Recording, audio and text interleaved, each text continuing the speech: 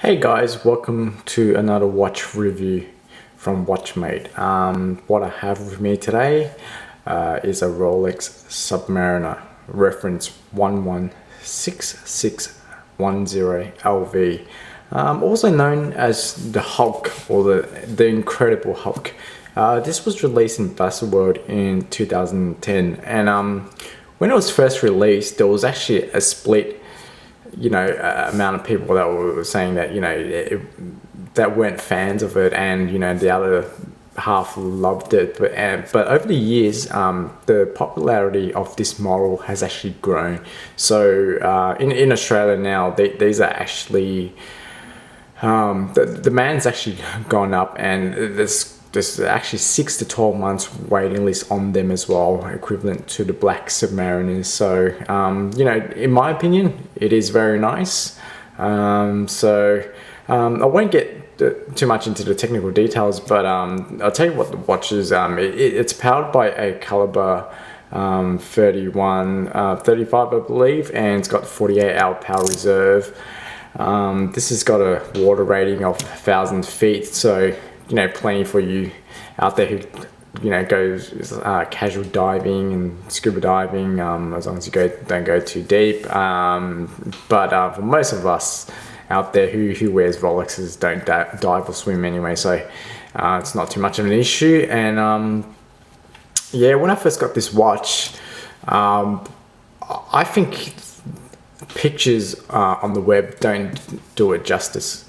When you see it in the flesh, especially when under certain light, like in the sunlight, or in an office, or you're just in a home, you get all different shades of green. And you can see here that the green looks a little bit dull, but if I actually move this watch back a little bit, you can see a nicer lighter green. And once you get the sunlight on it, it actually looks really amazing. And I can see why this model it has actually grown in popularity. So yeah, it's also a very versatile watch. Not as versatile as a black Submariner, but it still goes very well with a t-shirt or a suit. It might clash with some of the colors that you wear, in terms of your clothing. So for me, if this was my only watch and I could only buy one Rolex, I probably wouldn't buy the Hulk, but that's just my opinion. I would go for black, or something a bit more versatile.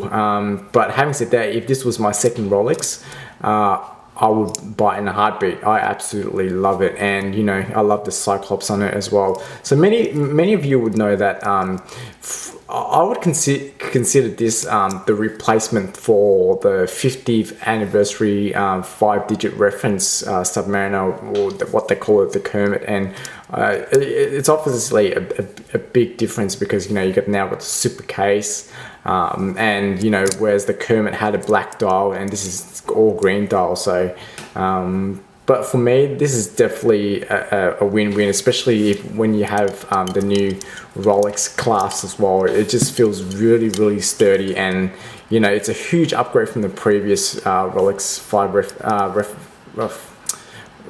reference numbers for the Submariners. And when you close it and open it, it just clicks, and it just feels really solid. It feels like a tank. And not to mention this as well, it's got the Rolex's glide lock system as well. So you just pop it out, slide it, and you just pretty much pop it back in, and that allows you to adjust your bracelet within 10 seconds. And and it's probably one of the most comfortable watch to wear, because you can always adjust it according to how big your wrist size is on that day. If it's a hot day, it's going to expand. If it's a cold day, it's going to shrink. So that's definitely handy. And yeah, tell me what you guys think. That's just my opinion of it anyway. So I didn't go too much into the technical details, because there's heaps of information out there, but I think this is probably one of the nicest contemporary Rolexes out there.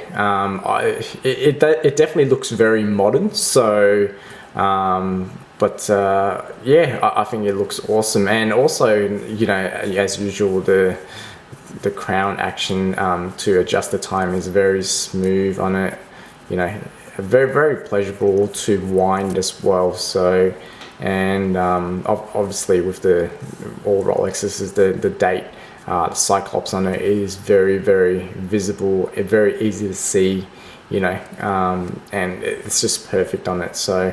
And yeah, it's got the maxi dial, and the lume on this watch is excellent as well. So it's got the blue super luminova, I think that's what it's called. So and obviously with the Submariners, you've got the non-brushed bracelet, which I think looks really good, because I have another GMT, and you know, it's got polished center links, and you know, it just makes the watch look a bit more shiny, more jewelry, more like a bracelet than an actual watch. But that's my opinion anyway. So hope you guys enjoyed this very short review. So you know, if you've got any questions, feel free to comment below, and if you like this video, give it a like.